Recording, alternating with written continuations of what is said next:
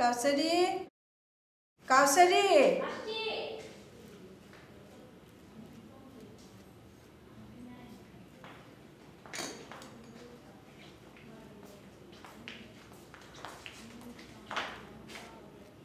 আজ তো তোর অনেক দেরি হয়ে গেল। হ্যাঁ, অফিসে অসুবিধা হবে না? না, তেমন কোনো অসুবিধা হবে না। বাসটা কত পেয়ে গেলেই পৌঁছে যাবো আমি প্রেস ক্লাবে।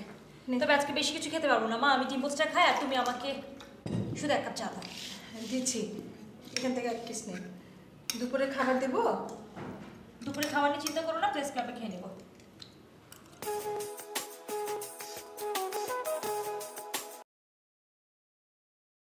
হ্যালো, তুই আমাদের পেছনে লেগেছিস কেন? জানিস আমরা কে? তোর বাড়াবাড়ি বন্ধ করতে আমাদের এক মুহূর্ত সময় লাগবে না। তোর বুকের মাঝখানে গুলি করব, মনে রাখিস, গায়েব করে দেব।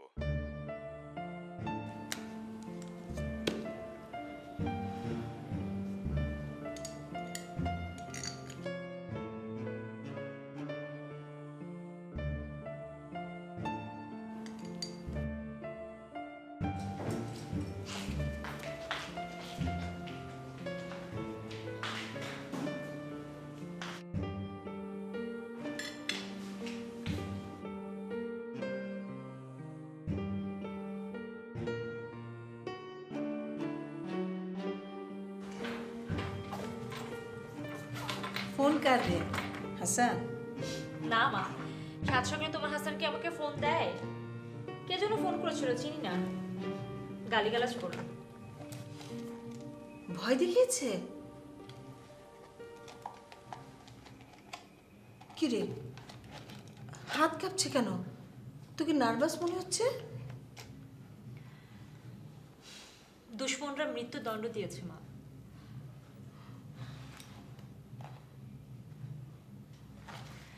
ঘাবড়াবার কিছু নেই মা, এই পেশায় তো একটু হুমকি আছেই। আর তাছাড়া এত সব হুমকির সম্মুখীন আমরা সাংবাদিকরা কমই হই।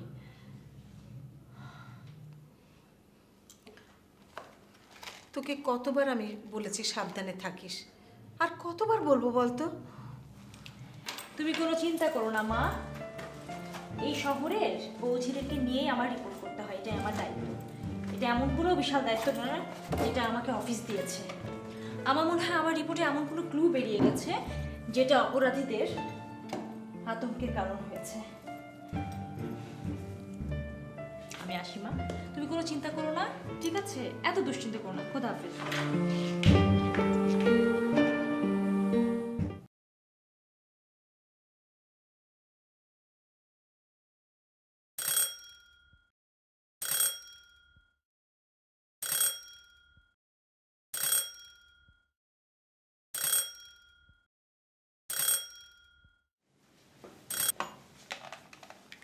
হ্যালো, আসসালামু আলাইকুম। জি কারমা, আমি হাসান বলছি। ও হাসান, কাউসারি তো এইমাত্র চলে গেল, তুমি মোবাইলে করলে পাবে। ও আচ্ছা আচ্ছা, ঠিক আছে কারমা, করছি। হ্যালো হাসান, শোনো, কাউসারিকে না আজ সকালে আবার কারা যেন হুমকি দিয়েছে। মেয়েটাকে নিয়ে যে আমি কী করি আর পাচ্ছি না, কারো কথাই তো শোনে না। কিছুদিন পর পর একটা একটা ঝামেলা বাঁধাবেই। আচ্ছা ঠিক আছে কারমা, আমি দেখি কি করা যায়। হ্যাঁ বাবা, তুমি একটু বুঝিয়ে বলো। আচ্ছা তুমিই বলো, মেয়ে মানুষ হয়ে এসব ঝামেলায় যাওয়ার কোনো দরকার আছে? কতবার আমি বারণ করেছি এসব খুন খারাপি নিয়ে আর লিখবে না। সারাক্ষণ এই মেয়েটাকে নিয়ে আমি টেনশনে থাকি। আচ্ছা পৃথিবীতে কি আর খুন খারাপি ছাড়া কোনো কিছু নেই লেখার? আচ্ছা ঠিক আছে কারমা, দেখি আমি ওকে বুঝিয়ে বলবো। আচ্ছা বাবা।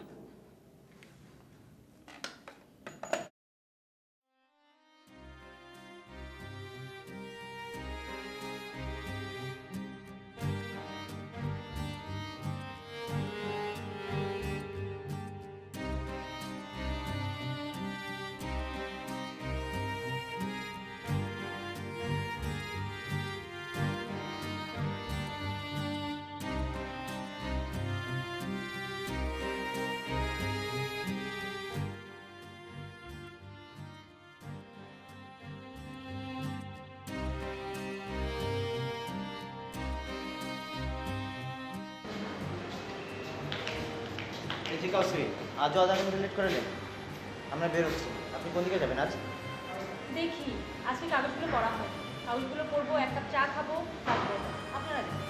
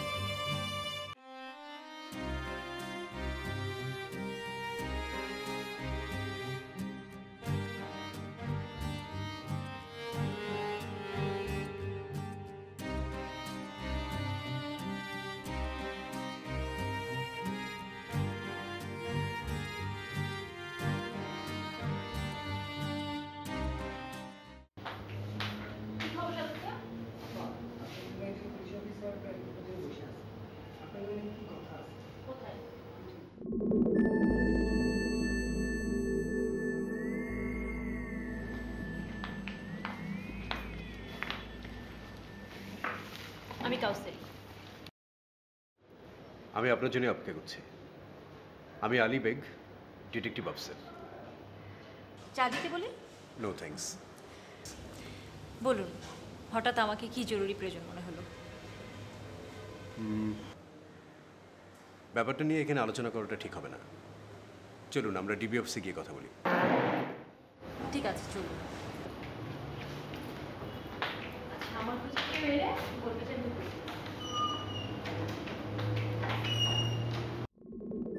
মিস কাউসারি, আমি আপনাকে একটা ব্যাপারে সতর্ক করতে চাই। ওই মালিবাগের ডান্সার নায়নার মৃত্যু নিয়ে আপনি যে রিপোর্টটা করেছেন তা এতই ডিটেইল যে আমরা শেকড় টেনে ধরতে চাচ্ছি। আমার মনে হচ্ছে এর সাথে রুই কাতলারা জড়িত। আজকাল তো সব খুনের সাথে রুই কাতলা জড়িত থাকছে। আপনারা কজনকে টেনে তুলতে পারছেন? সাধারণ মানুষেরা সবসময় পুলিশদেরকে দোষ দেয়। প্লিজ আপনি ওই এক কথা বলবেন না। দেখুন, আপনি কাজ করতে গিয়ে প্রতিনিয়তই পুলিশদের সাথে কাজ করতে হচ্ছে, দেখা হচ্ছে, আদান প্রদান হচ্ছে। আপনি বলুন তো, আমরা কোথায় অযোগ্য? আমি ঠিক তা বলিনি। দেখুন মিস কাউসারি, মালিবাগে যে হত্যাকাণ্ডটা ঘটেছে এবং আপনি যে রিপোর্টটা করছেন তার ফলশ্রুতিতে খুনিরা কিন্তু আপনাকে ছাড়বে না। আমি বেশ আন্দাজ করতে পারছি আপনার রিপোর্টের পরে তারা বেশ আতঙ্কিত হয়েছে। এই অবস্থায় একজন সাংবাদিকের জন্য অপর একজন দায়িত্ব জ্ঞান সম্পন্ন গোয়েন্দা অফিসারের পরামর্শটা কি? আমার এই প্রশ্নের সাথে আপনাকে আমি জানিয়ে দিতে চাই, আমি একজন সাংবাদিক, পেশাদার সাংবাদিক। অবভিয়াসলি। আমার পেশাদারিত্বে একটা সীমা আছে। কিন্তু মিস কাউসারি, আপনি ঝুঁকিটা একটু বেশি নিয়ে ফেলেছেন। আপনার রিপোর্টে মৃত্যুর কিছু কারণের ইঙ্গিত দিয়েছেন। স্পটে সাংবাদিকরা অনেক কিছু এড়িয়ে যায়, কিন্তু আপনি কিছু এড়িয়ে যান না। বরং আপনি ডিটেল করেছেন।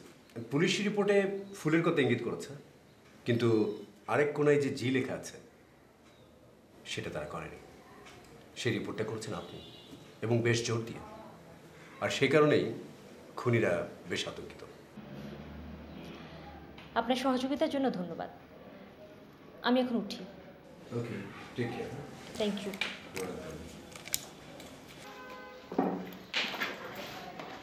আসি। বাই।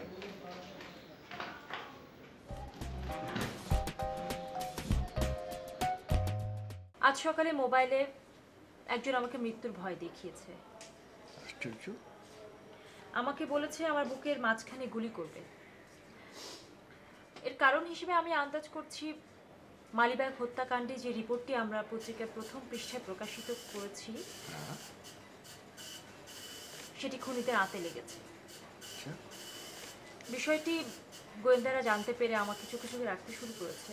এটা অবশ্য আমার নিরাপত্তার জন্যই। কিছুক্ষণ আগে একজন ডিবি ইন্সপেক্টরের সাথে আমার কিছু কথাবার্তা হয়েছে।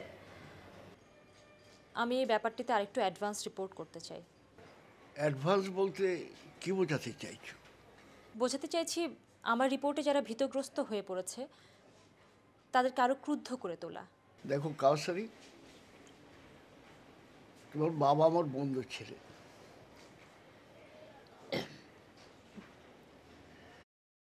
সংবাদপত্রের সম্পাদক ছিলেন। আমি শিশুকাল থেকে দেখতাম আপনি আমাদের বাসায় আমার বাবার সাথে কি হৃদ্যতার সাথে মাখামাখি করতেন। যাই হোক, তুমি তোমার ইচ্ছা অনুযায়ী অগ্রসর হতে পারো। একটা কথা মনে রেখো যে তুমি একজন অবিবাহিতা তরুণী। কিন্তু কেন এটা মনে রাখবো? এখানে এই প্রফেশনে এটা মনে রাখার স্কোপ কোথায়? আমি শুধু মনে রাখবো এই পত্রিকার যিনি সম্পাদক তিনি আমার মৃত পিতার বন্ধু, আমার পিতৃতুল্য। আপনি আমার জন্য দোয়া করবেন। এসো, তোমার জন্য আমার দোয়া রইল।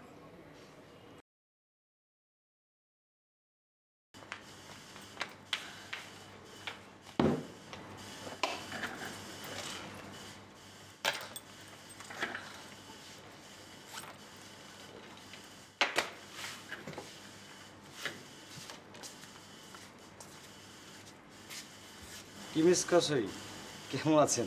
ভালো। ইদানিং রিপোর্ট তো ভালোই লিখছেন, চারদিকে আপনাকে নিয়ে হইচই। ও, নিউজ এডিটর আপনাকে স্মরণ করেছেন। আপনি জান আমি আসছি।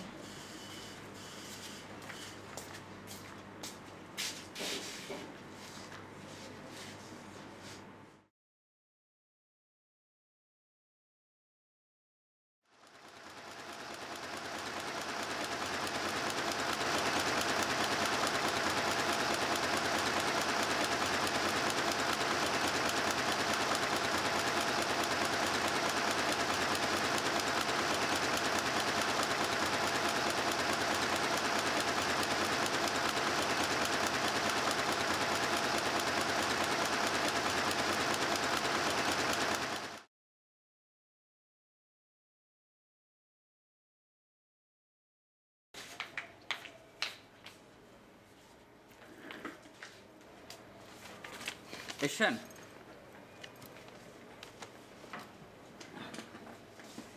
কাউসারি, আপনার জন্য আমরা আগে অনেক সমস্যায় পড়েছি। আপনার রিপোর্টিংয়ে আমাদের পত্রিকা কাটতি বাড়ে, কথাটা ঠিক, কিন্তু পত্রিকা যদি বন্ধই হয়ে যায় কাটতি দিয়ে কী হবে বলুন তো? দেখুন, আমি পত্রিকার কাটতি বাড়ানোর জন্য লিখি না, আর আমার জন্য পত্রিকা বন্ধ হয়ে যাক এটাও চাই না, কিন্তু আমার তো একটা দায়বদ্ধতা আছে। আমি যা কিছু করছি সম্পাদকের অনুমতি নিয়েই করছি। কিন্তু সব কিছু তো আমাকেই সামাল দিতে হয়। আচ্ছা, পুলিশ যে বিষয় নিয়ে মাথা ঘামায় না সেটা নিয়ে আপনি কেন মাথা ঘামান বলুন তো? আমি কিন্তু আপনার ভালোর জন্যই কথাটা বলছি। আপনার পরামর্শের জন্য ধন্যবাদ। আমি এখন উঠি। ঠিক আছে, আসুন।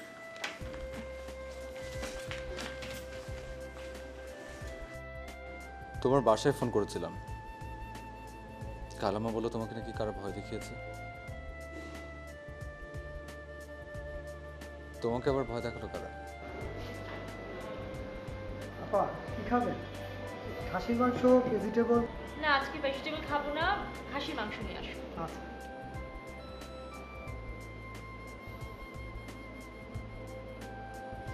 তুমি কি ভয় পেয়েছো?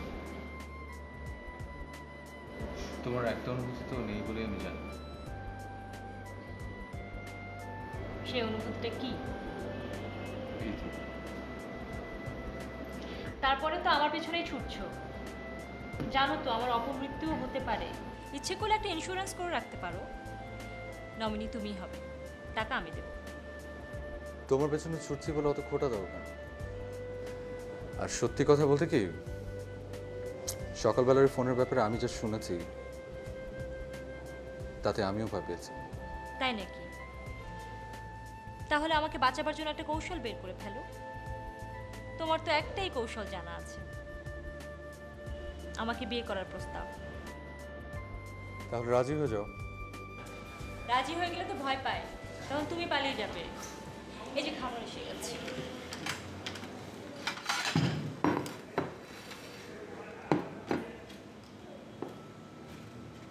সব সময় লবণের বাসন ভুলে যান।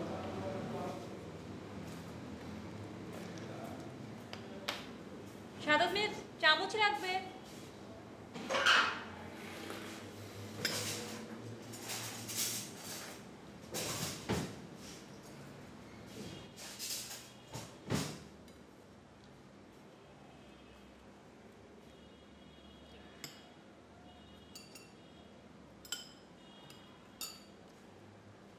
তুমি তো শুধু মাংসই খাও।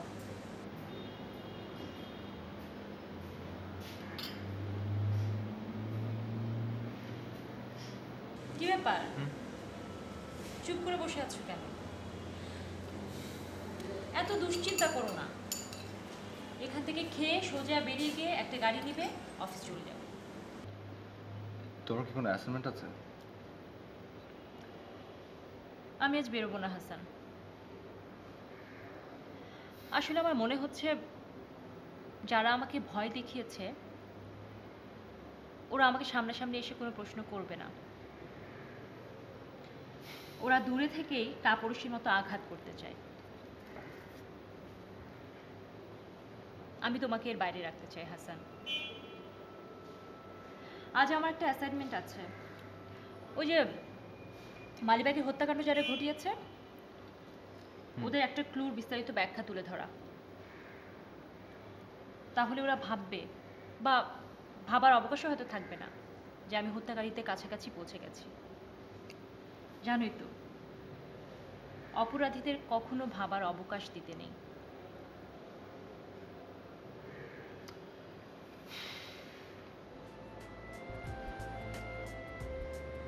না, তোমাকে ফেলে আমি যাবো না। তুমি আমাকে কতক্ষণ পাহারা দিয়ে রাখবে? এটাই তো আমার পেশা। আমার পেশাটাই তো এরকম।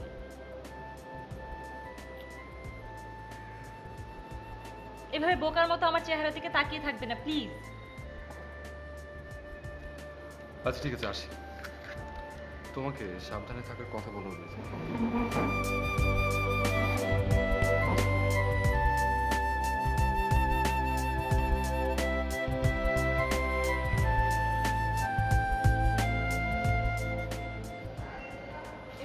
কিছুই তো খেলেন না। একটু পানি দিবেন আর ফিল্টার।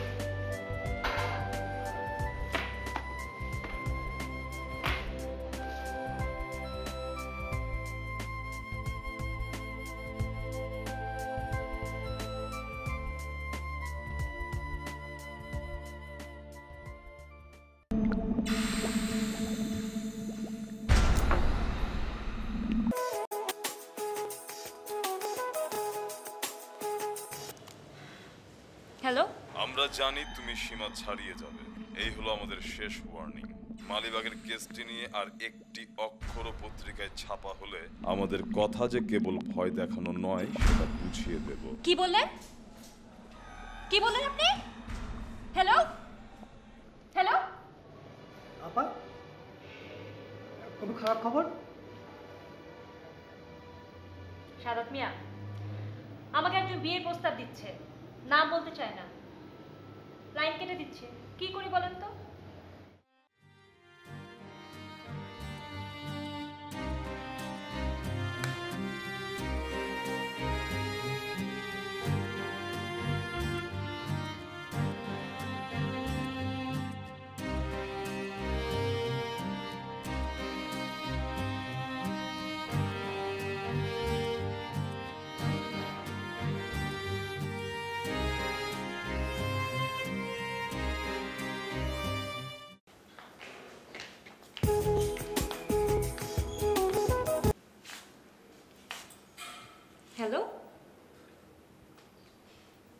কি বলেন?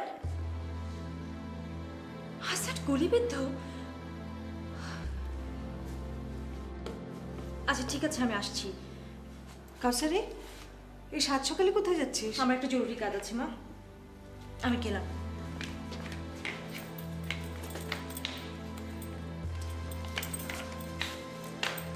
কি হয়েছে আমাকে একটু বলতো। মা একটা জরুরি কাজ আছে, আমার এখন যেতেই হবে। হ্যাঁ কাউসারি, আমি তোর মা, আমি তোর চোখ দেখে বুঝতে পারছি নিশ্চয় কিছু একটা ঘটেছে। আচ্ছা আমি বলছি মা তোমাকে, আমি এসে বলবো মা, ঠিক আছে? আচ্ছা ঠিক আছে, যা, একটু সাবধানে থাকিস।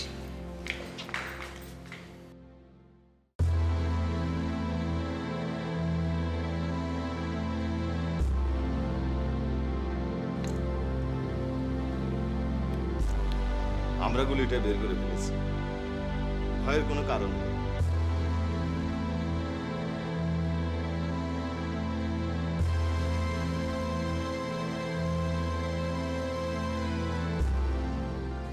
কেমন আছো হাসান?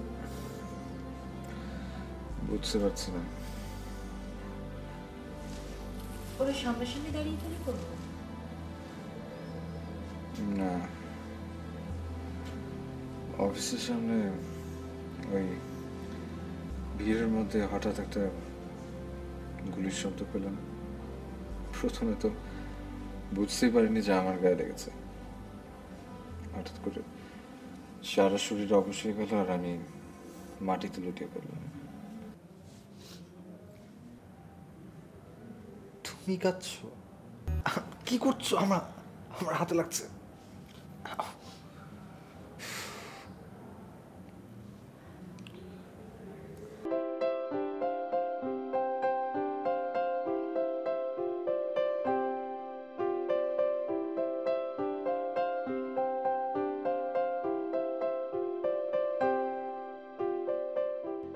কাউসারে আজকাল যে অ্যাগ্রেসিভ রিপোর্টগুলো করছে আমাদের জন্য তা হুমকি হয়ে দাঁড়িয়েছে।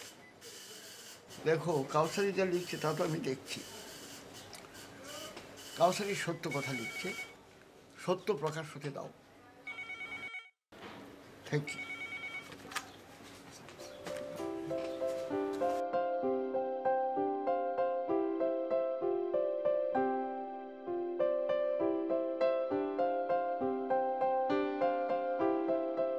কাউসারি, এইটা সব আপনি দেখেছেন।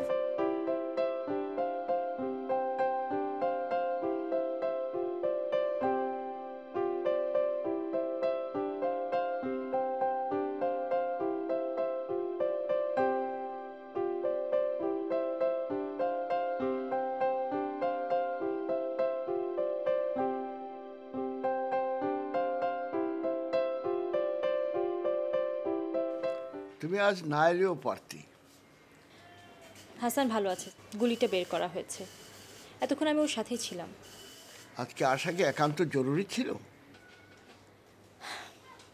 আমার রিপোর্টে মনে হয় খুনিদের নাভিশ্বাস উঠেছে।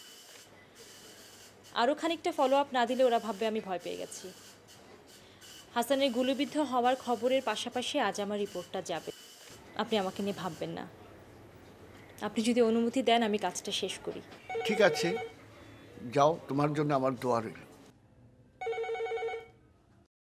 হ্যালো,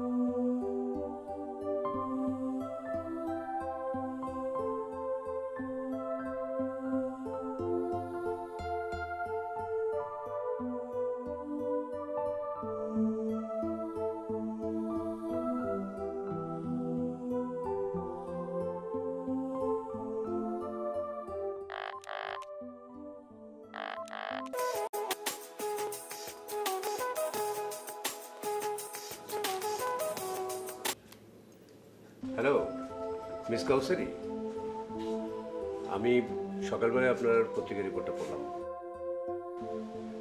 আপনি যে উদ্দেশ্যে রিপোর্টটা করেছেন সেটা খুবই এফেক্ট করবে। আমার তখন ভয় হচ্ছে খুনিরা নিশ্চয়ই আপনার কোনো ক্ষতি করবে। এখন তো খুনি ধরার চেয়ে আপনাকেই সেফ করার দায়িত্ব পড়ে গেল আমাদের। এত ভয় পাচ্ছেন কেন মিস্টার বেগ? আমাদের কিন্তু পিছিয়ে যাওয়ার আর কোনো পথ খোলা নেই। আপনি যেভাবে দ্রুত এগোচ্ছেন এতে করে খুনিরা আপনাকে যে কোনো সময় নিরুপায় হয়ে গুলি চালাতে পারে। নায়না দেখতে কেমন ছিল? আমার তো তাকে সরাসরি দেখার সুযোগ হয়নি, তবে মৃত্যুর পর একটা অ্যালবাম সেট করেছে। এরকম একটা নারী চরিত্র কিভাবে আন্তর্জাতিক চোরাচালানিতে খপ্পরে পড়েছিল এটারই একটা বিবরণ আমি এমনভাবে ছাপাবো যে পুরা দেশ সহানুভূতিতে কেঁপে উঠবে। আমাদের সদা প্রফুল্লা মধ্যবিত্ত শ্রেণী ভাববে যে নায়না তাদের মেয়ে। তারা তার হত্যার জন্য দায়ী ব্যক্তিদের খুঁজে বের করতে ক্রমাগত পুলিশদের চাপ দিতে থাকবে। আর এই চাপের মাঝখানেই আমি খুঁজে বের করব জি অক্ষর দিয়ে কোন ধনবান চোরাচালানি নায়নাকে ফাঁদে ফেলে দিয়েছে।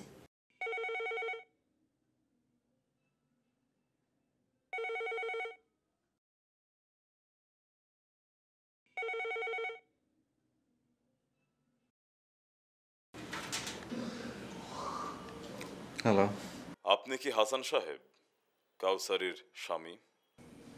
কাউসারি আমার বান্ধবী। আপনার আর কিছু বলার আছে? দেখুন মিস্টার হাসান, আজ যে রিপোর্টটি পত্রিকায় প্রকাশিত হয়েছে সেটা আপনার বান্ধবীকে ভয়াবহ পরিস্থিতির দিকে ডাকছে। আমরা একটা প্রস্তাব দিতে চাই, মনে রাখবেন এটা শেষ প্রস্তাব। তিনি নায়না হত্যা মামলার আর ঘোরাঘুরির চেষ্টা যেন না করেন। দেখুন মিস্টার হাসান, আমরা আপনার বান্ধবীর সাহসের সম্মান করি। এটা তার উক্তির সময়। আমরা তাকে সাহায্য করতে চাই। তিনি যদি আর বাড়াবাড়ি না করেন তাহলে আমরা তাকে উঠতে আর্থিক সাহায্য দেব, কম দেব না। এর আগে তাকে একটা গাড়ি অফার দেব। আপনি যদি অনুমতি দেন আমরা একটি গাড়ি চাবি সহ হাসপাতালে পাঠিয়ে দিই, সেটিতে আপনি বাড়ি ফিরবেন। আপনি আপনার ভাবি স্ত্রীকে এই বিষয়টি জানিয়ে দেবেন, কথাটা যেন মনে থাকে।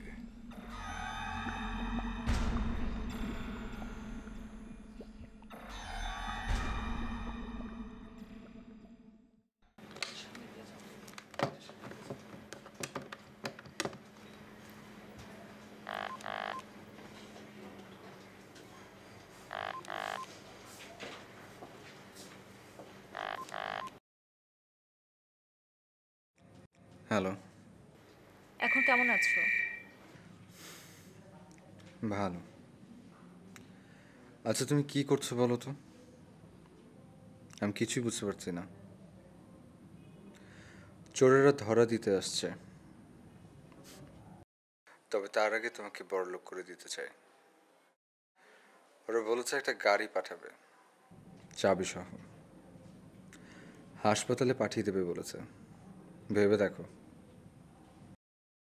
আর ভাববেই বাকি, তুমি তো আমাকে গুলি খাইয়েছ। এবার নিজের বুকের ঠিক মাঝখানটায় গুলি খাবার জন্য স্থির হও।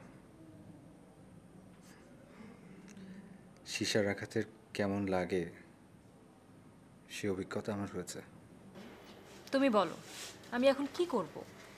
কাউসারি, আমি তোমাকে ভালোবাসি, বিয়ে করতে চাই।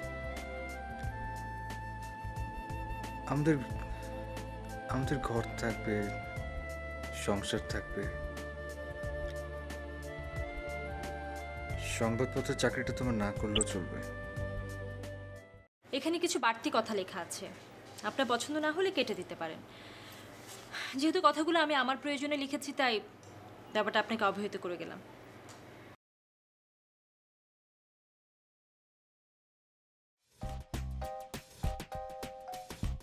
আসসালামু আলাইকুম। ওয়ালাইকুম আসসালাম। আপনারা? জি, আমি আলী বেগ, ডিটেকটিভ অফিসার। উনি হচ্ছেন সাংবাদিক মিস কাউসারি। তা কি ব্যাপার? আপনার সাথে আমাদের কিছু কথা ছিল। আসুন, ভিতরে আসুন।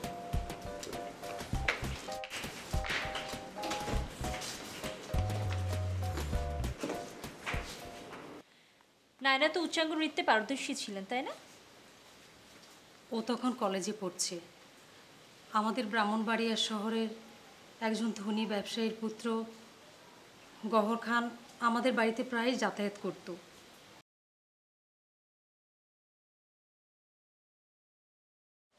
আপনার মেয়ের আত্মহত্যার ব্যাপারে আপনার কি কোনো সন্দেহ আছে? এটা কেমন কথা? আমার মেয়ে আত্মহত্যা করবে কেন? ওর মনে তো কোনো দুঃখ ছিল না। ওদের মধ্যে কি কোনো অ্যাফেয়ার ছিল? না বাবা, আমার তো সেরকম কিছু মনে হয়নি। তবে সব বিষয়ে যে আমি জানবো এটা কেমন করে হয়? আপনাদের বাসায় কি প্রায়ই নাচের আসর বসতো? হ্যাঁ, তা তো প্রায় প্রতি সপ্তাহেই বসতো।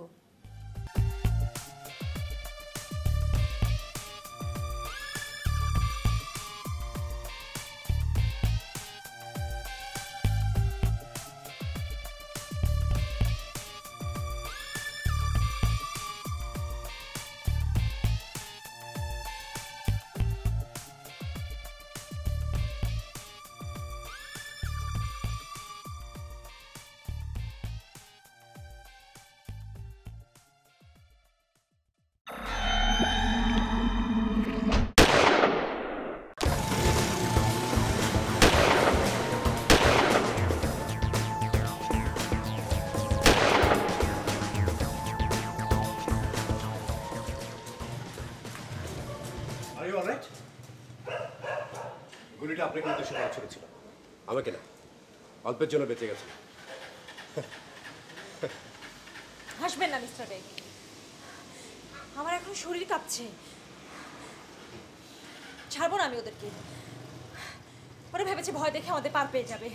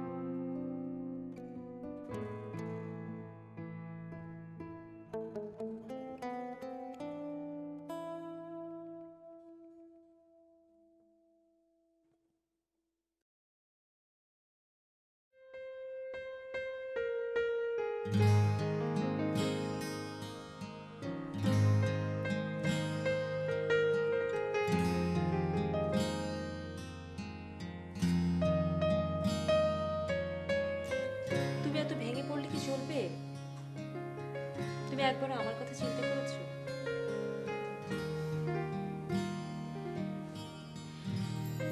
কি আশ্চর্য, তুমি এরকম ছেলে মানুষ করছো কেন?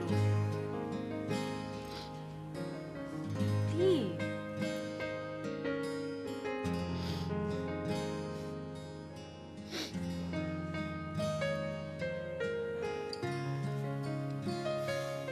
এত ভেঙে পড়ো না।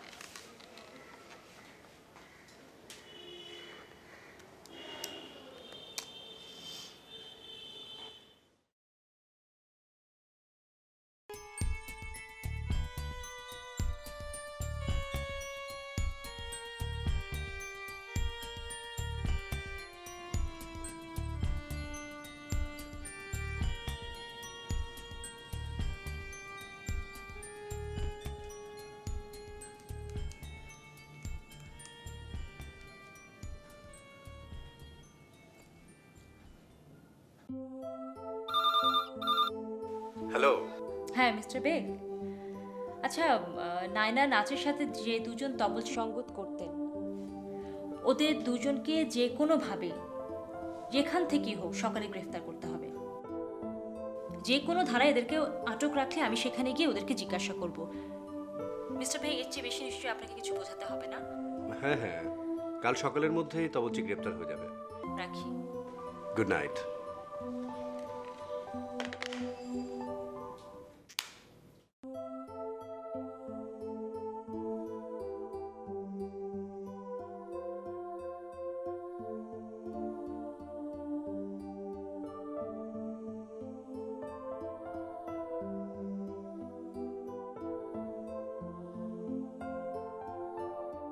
চাকরিটা ছেড়ে দে মা। মা, তুমি তোমার ইমোশন থেকে কথাগুলো বলছো।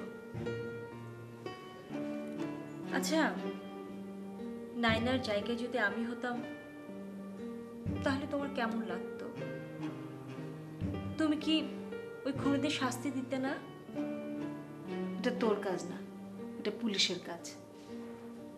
ধরো পুলিশ যদি না করে? তোর প্রশ্নের জবাব আমি দেব না। তুই যখন একদিন মা হবি তখন বুঝতে পারবি।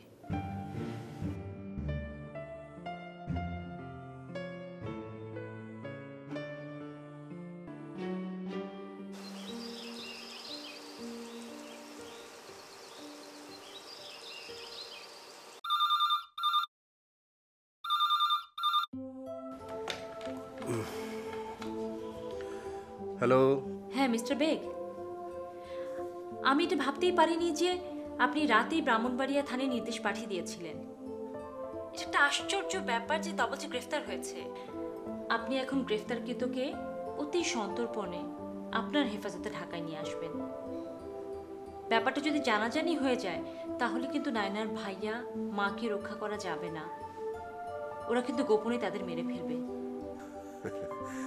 মিস কাউসারি, আমি আজকে আপনার অধীনে থাকতে চাই। আপনি হুকুম করুন, কি করতে হবে বলুন। ডিবি অফিসে গিয়ে বসতে পারি। ইনফ্যাক্ট আজ সকালে কি কাজ আমার তা জানা নেই। কিরে, এখনো পেপার পড়ছিস? ক্ষুধা লেগেছে মা। অফিসে কখন যাবি?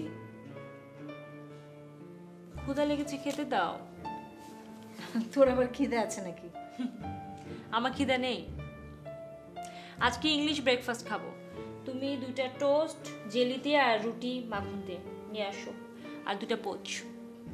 ঠিক আছে, যা।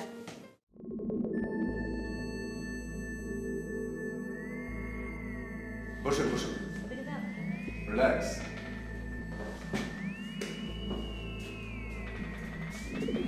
উনি হচ্ছেন সুধীর রায়। আপনার যা কিছু জিজ্ঞেস করার আপনি করুন। বাইরে থেকে দরজা বন্ধ করে দিচ্ছি। যদিও জিজ্ঞাসাবাদ করার ইখতিয়ার আমি ছাড়ার কারণে, কিন্তু ওর রিস্কে আমি আপনাকে এই সুযোগ দিচ্ছি, কারণ আপনি তাকে কিছু জিজ্ঞেস করতে দিচ্ছেন। আমি অবশ্য তার সাথে কথা বলেছি, তো ঠিক আছে, আপনি কথা বলুন।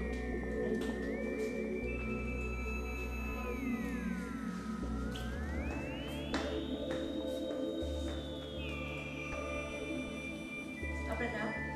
সুধীর গায়েন। পিতার নাম? মাধব গায়েন।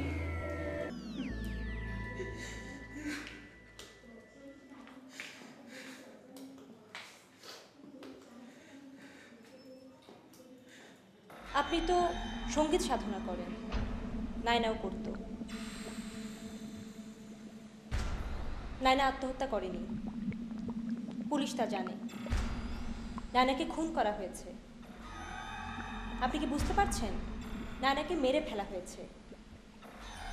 আপনি যদি আমার প্রশ্নের উত্তর ঠিকভাবে না দেন তাহলে আপনার অন্নদাত্রী নায়নার খুনিরা পার পেয়ে যাবে।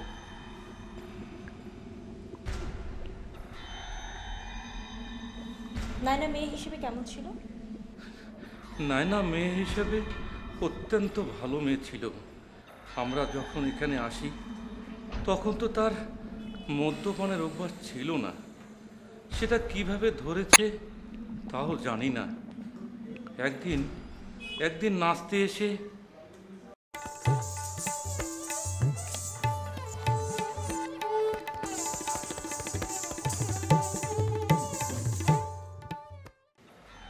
আমি জানি আপনি একজন ভালো লোক, আমি আপনাকে পুলিশের হাতে তুলে দিতে চাই না।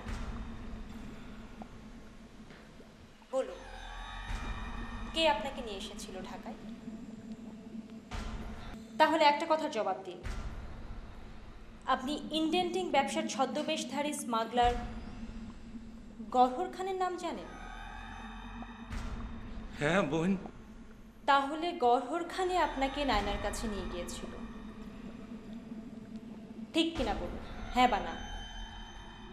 হ্যাঁ বোন, ওই ওই গহর খান সাহেবই আমাকে নায়না দিদিমণির মজলিসে নিয়ে এসেছিলেন। বলুন তো, যে রাতে নায়না আত্মহত্যা করেছিল বলে করা হয়েছে, সে রাতে কি ঘটেছিল? এই সুধীর গায়ে যার একবার নিমক খায়। থাক, আর বলতে হবে না। তোমরা আমার খেয়ে আমার পরে আমার সাথেই বেইমানি করছো। তোমরা আমাকে পাচার করার জন্য গহর খানের সাথে হাত মিলিয়েছো। যাও, বেরিয়ে যাও। তোমাদের কাউকে আমি বিশ্বাস করি না। দিদিমণি, আপনি আপনি এইভাবে বলছেন? হ্যাঁ, ঠিকই বলেছি। তোমরা কেউ আমাকে বাঁচতে দেবে না। সবাই বেরিয়ে যাও, যাও, বেরিয়ে যাও। আমরা ভয়ে দুজনে রাস্তায় নেমে এসেছিলাম এবং কমলাপুর স্টেশনে চলে গিয়েছিলাম। তার একদিন পরেই পত্রিকায় ছবি ছাপা হয়, নায়না দিদিমণি আত্মহত্যা করেছে।